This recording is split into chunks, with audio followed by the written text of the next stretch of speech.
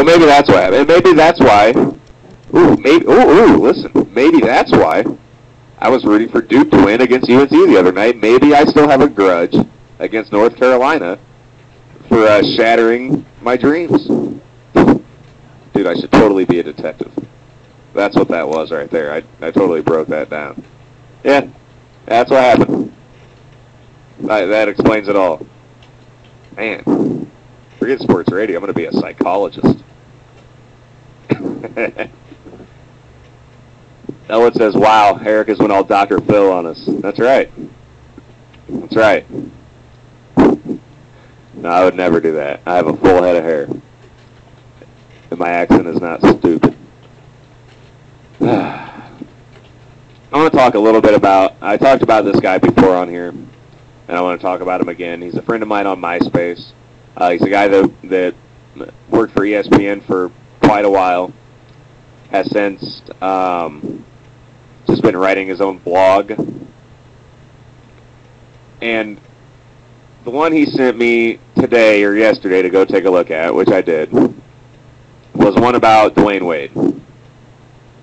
And this guy, his name, he doesn't have his name on here. Not sure why. It doesn't matter.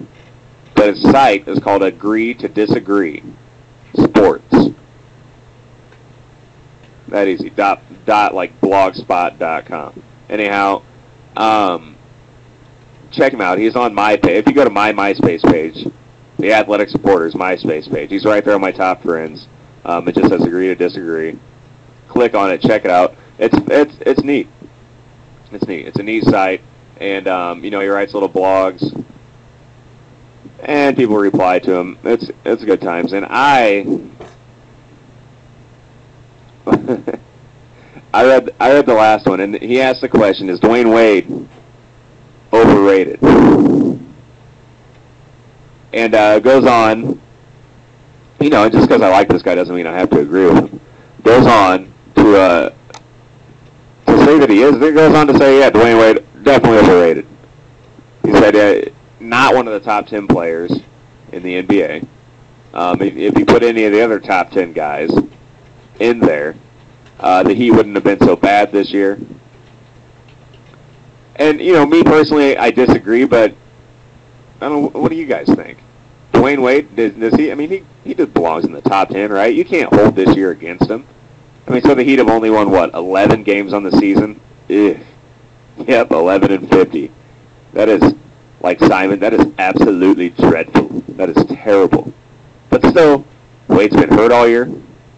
He's had to get some surgery. Okay. Hold on. You guys, you know what? Hold on a second. I don't have commercials, so I have to do this.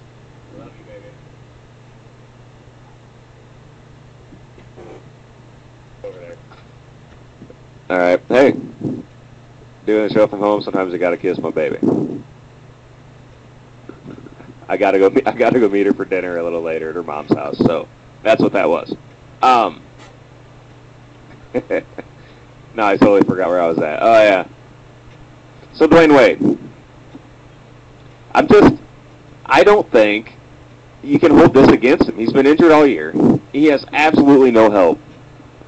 I mean, he has absolutely no help in Miami. Who does he have? I mean, who does he actually have? Does he still have employee number 8? Is Antoine Walker still there? What, Jason Williams? I mean, these guys aren't players, man. They're washed up guys that were never as good as advertised to begin with. That one year it all came together for him. And the guy who gets overlooked a lot is Alonzo Mourning, who had a lot to do with that title, almost more so than Shaq. But you have to acknowledge the fact that Dwayne Wade has been fighting through injuries like all year. I mean, fighting through. He shouldn't have been playing. He should have been recuperating and resting. But, he's such a team player and such a tough guy that he's been playing through injuries. And to me, I'm glad. I'm glad that he's sitting out. I'm glad that he's opting to take off the rest of the season and just heal up. And some people are saying that that Miami's tanking. that they're just mailing it in to get their draft pick, to get more balls in the lottery. And to me, I'm like, what's the difference? They're not winning games anyway. How can you tell? How can you tell if they haven't been tanking the whole season? To me, the tanking thing doesn't pan out. I think it should